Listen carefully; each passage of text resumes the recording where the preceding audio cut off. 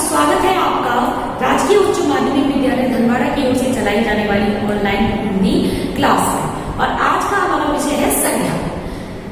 प्यारे विद्यार्थियों, संज्ञा बहुत ही सरल विषय है, हम इसको लगभग दूसरी तीसरी क्लास से पढ़ने लगती है, लेकिन एक कमी हमारे विद्यार्थी करते हैं क्योंकि इसकी जो परिभाषा होती है उसको हम रटने का प्रयास करते हैं कि अगर हम बच्चे से पूछेंगे संज्ञा किसे कहते हैं, तो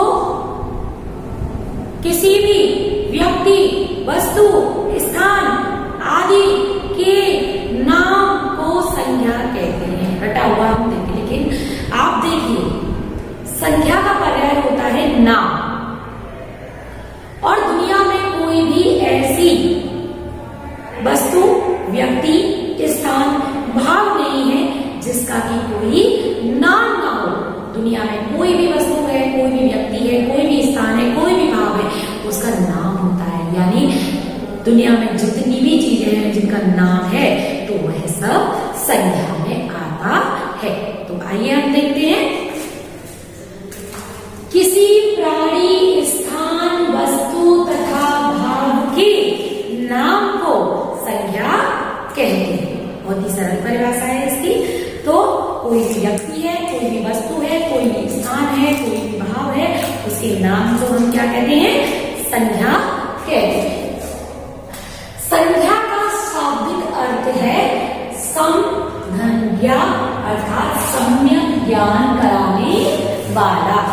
और सम्यक ज्ञान किस तरह से होता है कि यानी जितनी भी वस्तुएं, व्यक्ति हैं, कोई भी जाति है, यानी जिसका भी कोई नाम है, यानी सभी का जिसमें ज्ञान होता है वो संज्ञा होती है। तो आप देखिए आपके सामने कौन कौन सी संज्ञाएं हो सकता है। अभी आप घर पे हैं तो मम्मी, पापा, दादा, दादी, और आपके सामने आपके घर का जितना भी सामान है उनके एक एक करके नाम लीजिए और जानिए कि ये संज्ञा है। छोटे बच्चे से हम कह सकते हैं तुम्हें कौन कौन सी चीजें दिखाई दे रही हैं, वो गिन के बताएगा, और फिर आप कह सकते हैं कि ये संज्ञा है। तो संज्ञा कितने प्रकार की होती है? दुनिया की जितनी भी चीजें हैं उन सबको हमने क्या किया? 3 भागों में बांट दिया। और हिंदी में संज्ञा 3 प्रकार की होती है। नंबर 1 व्यक्तिवाचक संज्ञा, दूसरी जातिवाचक संज्ञा, और तीसरी है भाववाचक संज्ञा। व्यक्तिवाचक संज्ञा जिसमें किसी विशेष यानी व्यक्ति विशेष, जाति विशेष, यानी व्यक्तिवाचक संज्ञा में सामान्य का बोध न होकर विशेष का बोध होता है। जैसे कि इसकी परिभाषा पढ़ते हैं, जिन संज्ञा शब्दों से एक ही व्यक्ति, वस्तु या स्थान के नाम का बोध होता है। यानी जो नाम है वो तो संज्ञा है ही, लेकिन जब हम इसके भेद पढ़ते हैं तो जिन संज्ञा शब्दों से एक ही व्यक्ति, वस्तु या स्थान का बोध होता हो उसे व्यक्तिवाचक संज्ञा कहते हैं। व्यक्तिवाचक संज्ञा में क्या क्या आता है? आप देखिए, हम जो क्लासेस चला रहे हैं वो 9 से 12 तक की। 12 में जैसे ही विद्यार्थी आता है उसके बाद कॉम्पिटिशन क्लासेस शुरू हो जाती हैं, और अधिकतर कॉम्पिटिशन क्लासों में हिंदी व्याकरण आता ही है, और उसमें आपसे संज्ञा, सर्वनाम, विशेषण, क्रिया, इस तरह की सामान्य व्याकरण आपसे पूछी जाती है। तो वहां पर आपके लिए न परिभाषाएं आती हैं, अधिकतर न भेद आते हैं, आपसे सीधा पूछ लिया जाएगा कि इसमें कौन सी संज्ञा है। तो आइए इसको ध्यान से देखते हैं कि किन कौन कौन से शब्द व्यक्तिवाचक संज्ञा के हो सकते हैं। अब आपने विशेष का पढ़ लिया, लेकिन विशेष में भी किस तरह से हो सकते हैं? जैसे किसी व्यक्तियों के नाम हैं, जैसे राम, मोहन, सीता, गीता, बबीता, तो ये सारे जो नाम हैं, यानी एक व्यक्ति के नाम है, हम कहते हैं मोहन खड़े हो जाओ, क्लास में एक अकेला मोहन खड़ा होगा। अब आप कह सकते हैं कि क्लास में 2 मोहन भी हो सकते हैं, एक जैसे हो सकते हैं, लेकिन वो उनकी व्यक्तिगत नाम है, यानी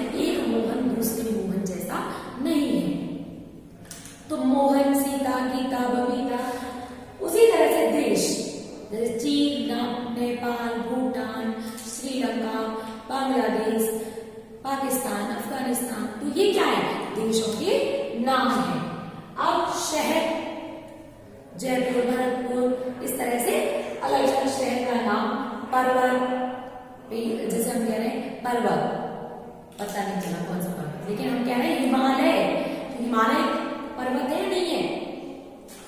तो नदियां, जैसे हम कह रहे हैं नदियों में गंगा, और हम कह रहे हैं एक जगह नदी, लेकिन हम नदियों में नहीं पता चलेगा, बहुत सारी समूह। लेकिन अगर हम कह रहे हैं गंगा, तो गंगा एक नदी विशेष का नाम हम ले रहे हैं। तो ग्रह, नक्षत्र आपके, हम कह रहे हैं शुक्र ग्रह, शनि ग्रह ना। तो त्योहार, होली, रक्षाबंधन, आपसे पूछा जा सकता है होली कौन सी संख्या है। पुस्तक, रामायण, महाभारत। दिशाएं, उत्तर, दक्षिण, पूर्व, पश्चिम। समाचार पत्र, जैसे भास्कर, दैनिक भास्कर, पत्रिका, इस तरह के समाचार पत्र, महीने, जनवरी, फरवरी। तो इनके अगर नाम का प्रयोग होता है तो वह व्यक्तिवाचक संख्या होती है।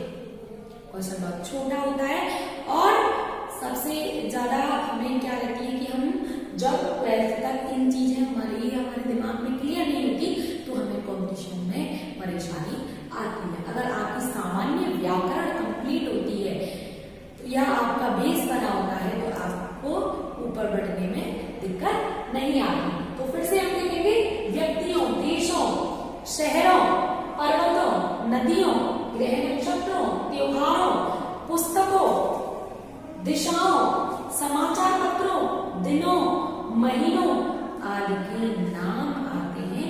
किसमें आते हैं? व्यक्तिवाचक संज्ञा। अब आते हैं जातिवाचक संज्ञा। अब व्यक्ति विशेष का वर्णन हो गया, लेकिन जब उन्हीं व्यक्तियों जैसे समूह में प्रयोग होता है, भीड़ का प्रयोग होता है, हम किसी भी पशु पक्षी बोल रहे हैं, हम फल फूल बोल रहे हैं, द्रव्य किसी का नाम ले रहे हैं, जैसे हम किसी गांव, शहर आदि शब्दों का प्रयोग कर रहे हैं, भीड़ है, इस तरह के शब्दों का प्रयोग करते हैं, तो वह सब जातिवाचक संज्ञा में चला जाता है। जिस संज्ञा शब्द से किसी जाति के संपूर्ण प्राणियों, वस्तुओं, स्थानों आदि का बोध होता है उसे जातिवाचक संज्ञा कहते हैं। जातिवाचक संज्ञा में प्राय पशु पक्षियों, फल फूल, धातुओं, व्यवसाय संबंधी व्यक्तियों आते हैं, जैसे कृषक है, पशुपालक है, तो इस तरह के शब्दों का प्रयोग हम करते हैं। नगर, शहर, गांव, परिवार, भीड़, जाति, धर्म, जाति धर्म से संबंधित जैसे हिंदू, मुस्लिम, सिख, ईसाई, प्राकृतिक आपदा जैसे आंधी, तूफान आदि शब्दों का प्रयोग जहां होता है वह जातिवाचक संज्ञा कहलाती है। अब आते हैं हम भाववाचक संज्ञा। अब भाव हमारे अंदर होते हैं जिनको हम महसूस कर सकते हैं, लेकिन जिनको हम छू नहीं सकते, जिनको हम देख नहीं सकते, तो वो भाव है। और जिसमें भाववाचक संज्ञा को जैसे हम कहते हैं मीठा, तो वो विशेषण है, किसी भी चीज कोई खट्टी मीठी कोई चीज है, लेकिन हम कहते हैं मिठास, तो उसे हम महसूस कर सकते हैं लेकिन हम उनको छू नहीं सकते, वो होते हैं हमारे भाव। तो जिन संज्ञा शब्द से किसी प्राणी या वस्तुओं के गुण, दोष, धर्म, दशा, कार्य, मनोभाव आदि का बोध हो उसे भाववाचक संज्ञा कहते हैं। प्राय गुण, दोष, अवस्था, व्यापार, अमूर्त भाव तथा क्रिया भाववाचक संज्ञा के अंतर्गत आती है। यानी किसी भी व्यक्ति के गुण है, दोष है, उसकी अवस्था है, व्यापार है, उसके अमूर्त भाव और उसकी कार्य करने का जो तरीका है, वो सब इसमें आ जाते हैं, भाववाचक संज्ञा में आते हैं। अब भाववाचक संज्ञा है वो 5 प्रकार से बनती है जातिवाचक संज्ञा से। जैसे हम कह रहे हैं शिशु, तो वो जातिवाचक में आता है क्योंकि हम शिशु कह रहे हैं। अगर हम शिशु का नाम या बच्चे का नाम लेते हैं तो वो व्यक्तिवाचक में होगा, लेकिन हम कह रहे हैं शिशु तो वो जातिवाचक में है। लेकिन हम कह रहे हैं शैशव, क्योंकि वो क्या है, अवस्था, और इसीलिए वो चले जाएगा जातिवाचक संज्ञा से भाववाचक संज्ञा में। उसी तरह से हम कह रहे हैं पशु, तो पशु है वो जातिवाचक संज्ञा में, लेकिन अगर हम कह रहे हैं पशुता, उसका भाव है, तो वो किसी भी मनुष्य के अंदर पशुता है तो वो भाव है और वो चला जाएगा भाववाचक संज्ञा में। ऐसे ही हम कहते हैं गुरु, तो वो जातिवाचक संज्ञा है गुरु, और अगर गुरु से बनता है गौरव, तो गौरव भाववाचक संज्ञा में चला जाएगा। उसी तरह से ईश्वर जातिवाचक संज्ञा है, लेकिन ऐश्वर्य, ईश्वर से जो बनता है ऐश्वर्य, और ऐश्वर्य चला जाएगा भाववाचक संज्ञा में। उसी तरह से सर्वनाम, जैसे मम, तो मम से ममत्व या ममता, तो वो ममत्व या ममता होगा भाववाचक संज्ञा शब्द। निज सर्वनाम है, लेकिन हम कह रहे हैं निजत्व, तो ये भाव है और ये भाववाचक संज्ञा में चला जाएगा।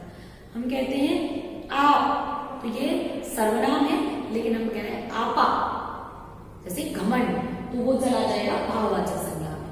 हम कह रहे हैं सर्व, सर्व का होगा सर्वस्व, और सर्वस्व चला जाएगा भाववाचक संज्ञा में।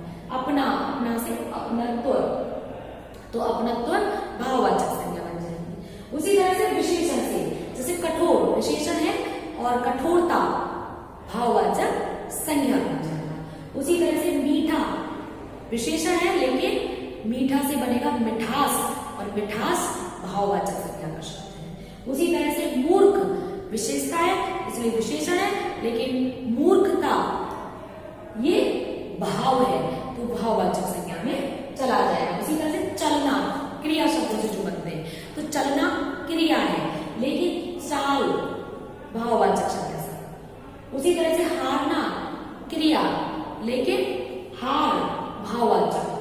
अव्यय, अव्यय दूरी, अव्यय है दूर, अव्यय है लेकिन दूरी भाववाचक। उसी तरह से ऊपर अव्यय है लेकिन ऊपरी भाववाचक सब संज्ञा शब्द बन जाए। तो इस तरह से हमने पढ़ा संज्ञा। संज्ञा 3 प्रकार की होती है, अंग्रेजी में 5 प्रकार की होती है, लेकिन समूहवाचक और द्रव्यवाचक को हम जातिवाचक में ही सम्मिलित करते हैं। और हिंदी में संज्ञा 3 प्रकार की होती है, जिनमें व्यक्तिवाचक, जातिवाचक और भाववाचक। अगर आपको संज्ञाओं को थोड़ा सा, जब हमें वस्तुनिष्ठ प्रश्न आते हैं उसमें समझने में दिक्कत आती है, तो आप ये देख लीजिए कि विशेषता जहां पर है वो व्यक्तिवाचक है, यानी जिसमें अपनी, जिस चीज में दूसरे से अलग कुछ विशेषताएं हैं, जिसको अलग अलग किया जा सकता है और अपनी स्वयं की विशेषताएं, तो विशेष चीज चली जाएगी व्यक्तिवाचक में। जिन चीजों को हम छू नहीं सकते, महसूस करते चले जाते हैं, वो चला जाता है भाववाचक संज्ञा में। बाकी की जितनी भी, या तो वो द्रव्यवाचक है या वो समूह के रूप में है, तो वो सारी चीजें, और उनका नाम है तो वह जातिवाचक में चला जाएगा। इस तरह से आज हमने पढ़ी संज्ञा, और अगले टॉपिक में हम पढ़ेंगे सर्वनाम। तो बने रहिए राजकीय उच्च माध्यमिक विद्यालय धनबाड़ा की ओर से चलाई जाने वाली ऑनलाइन हिंदी क्लास में। आपकी कोई भी समस्या हो तो आप कमेंट करके हमें बता सकते हैं, और निरंतर हमारी कक्षाओं के साथ आप बने रहिए। धन्यवाद। नमस्कार, स्वागत है आपका राजकीय उच्च माध्यमिक विद्यालय धनबाड़ा की ओर से चलाई जाने वाली ऑनलाइन हिंदी क्लास में। और आज का हमारा विषय है संज्ञा।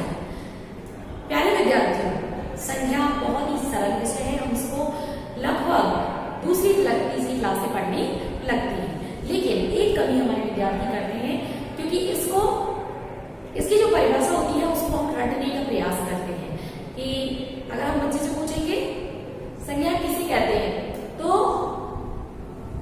किसी भी व्यक्ति, वस्तु, स्थान आदि के नाम को संज्ञा कहते हैं। रटा हुआ हम देखें, लेकिन आप देखिए संज्ञा का पर्याय होता है नाम, और दुनिया में कोई भी ऐसी वस्तु, व्यक्ति, स्थान, भाव नहीं है जिसका कि कोई नाम ना हो। दुनिया में कोई भी वस्तु है, कोई भी व्यक्ति है, कोई भी स्थान है, कोई भी भाव है, उसका नाम दुनिया में जितनी भी चीजें हैं जिनका नाम है तो वह सब संज्ञा में आता है। तो आइए हम देखते हैं, किसी प्राणी, स्थान, वस्तु तथा भाव के नाम को संज्ञा कहते हैं। बहुत ही सरल परिभाषा है इसकी।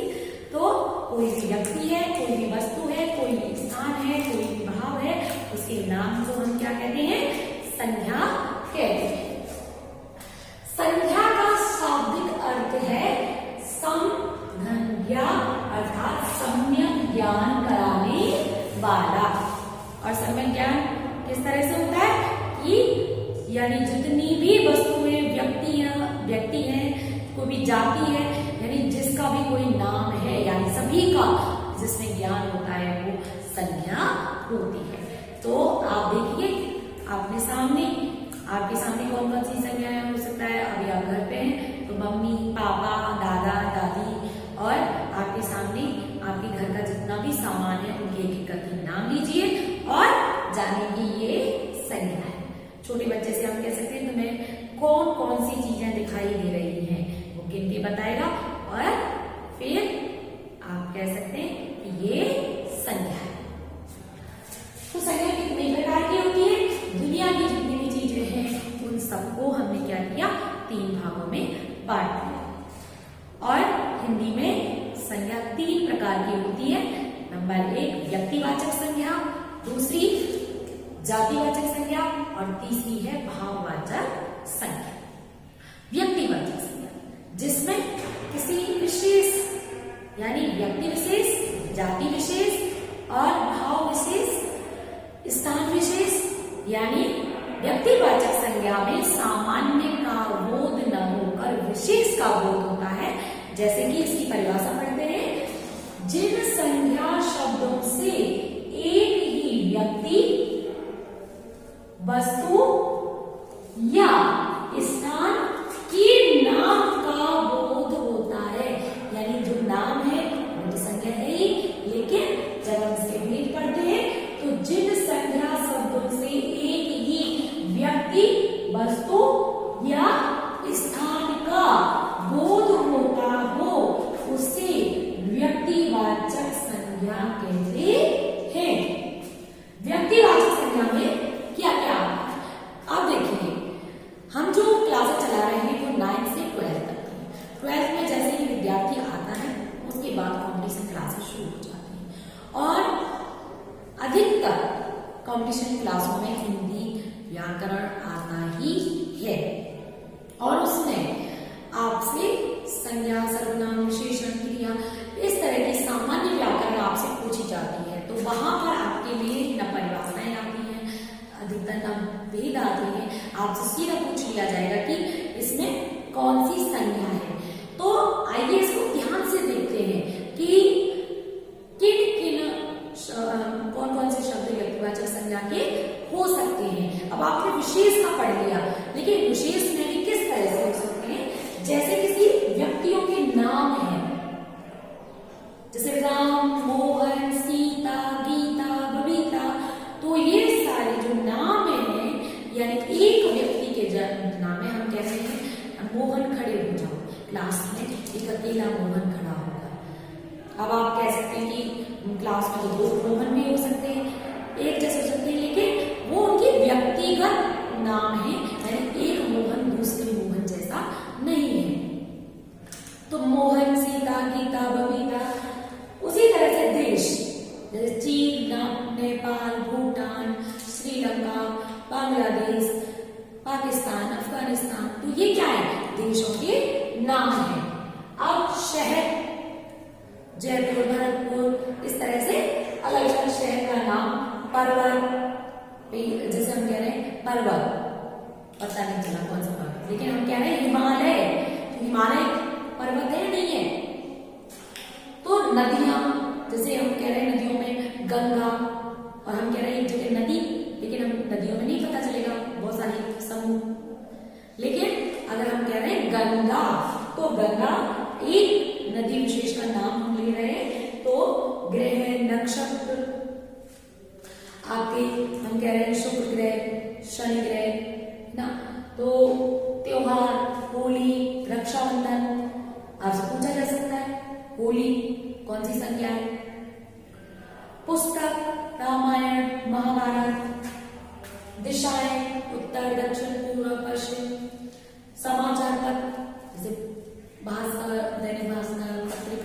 इस तरह के समाचार पत्र, महीने, जनवरी, फरवरी, तो इनके अगर नाम का प्रयोग होता है तो वह व्यक्तिवाचक संज्ञा होती है। क्वेश्चन बहुत छोटा होता है और सबसे ज्यादा हमें क्या रहती है कि हम जब 12th तक इन चीजें हमारे दिमाग में क्लियर नहीं होती तो हमें कॉम्पिटिशन में परेशानी आती है। अगर आपकी सामान्य व्याकरण कंप्लीट होती है या आपका बेस बना होता है तो आपको ऊपर बढ़ने में दिक्कत नहीं आती। तो फिर से हम देखेंगे व्यक्तियों, देशों, शहरों, पर्वतों, नदियों, ग्रह नक्षत्रों, त्योहारों, पुस्तकों, दिशाओं, समाचार पत्रों, दिनों, महीनों आदि के नाम आते हैं। किसमें आते हैं? व्यक्तिवाचक संज्ञा। अब आते हैं जातिवाचक संज्ञा।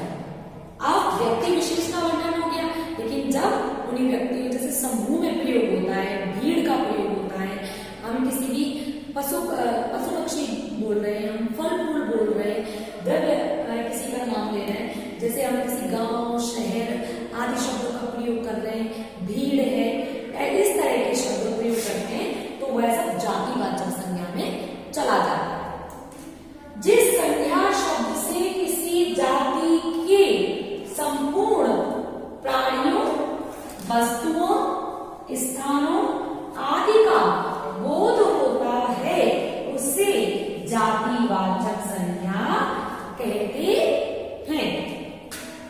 जातिवाचक संज्ञा में प्राय पशु पक्षियों, फल फूल, धातुओं,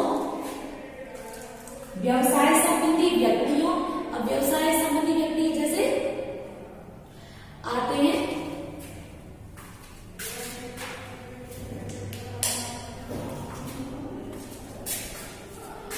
व्यवसाय संबंधी जैसे कोई भी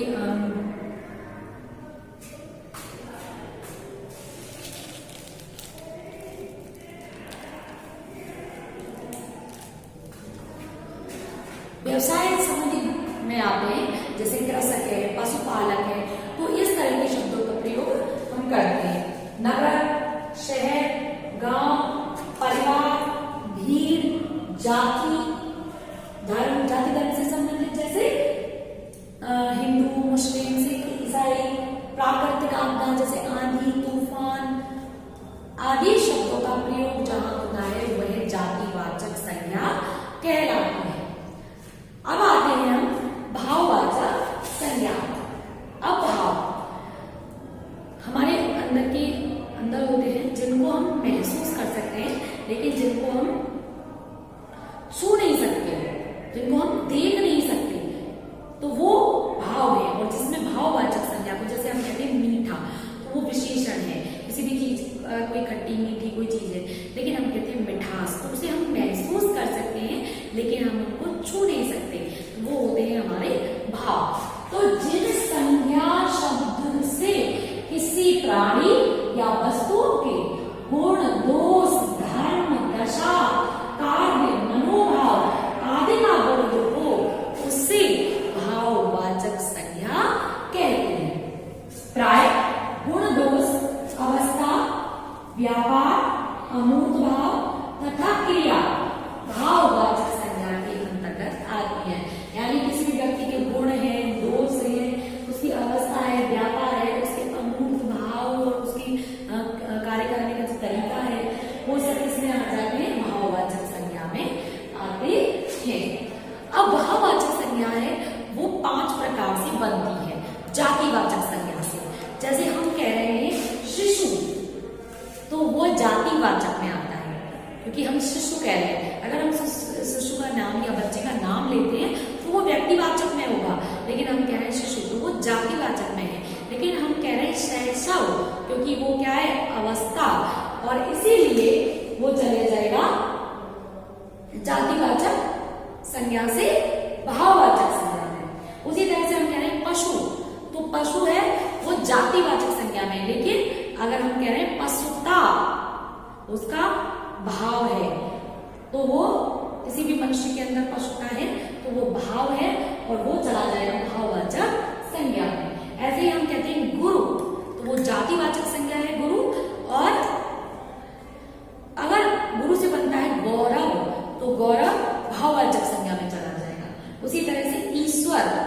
जातिवाचक संज्ञा है, लेकिन ऐश्वर्य ईश्वर से जो बनता है ऐश्वर्य, और ऐश्वर्य चला जाएगा भाववाचक संज्ञा में। उसी तरह से सर्वनाम, जैसे मम, तो मम से ममत्व या ममता, तो वो ममत्व या ममता होगा भाववाचक संज्ञा शब्द। निज सर्वनाम है, लेकिन हम कह रहे हैं निजत्व, तो ये भाव है और ये भाववाचक संज्ञा में चला जाएगा।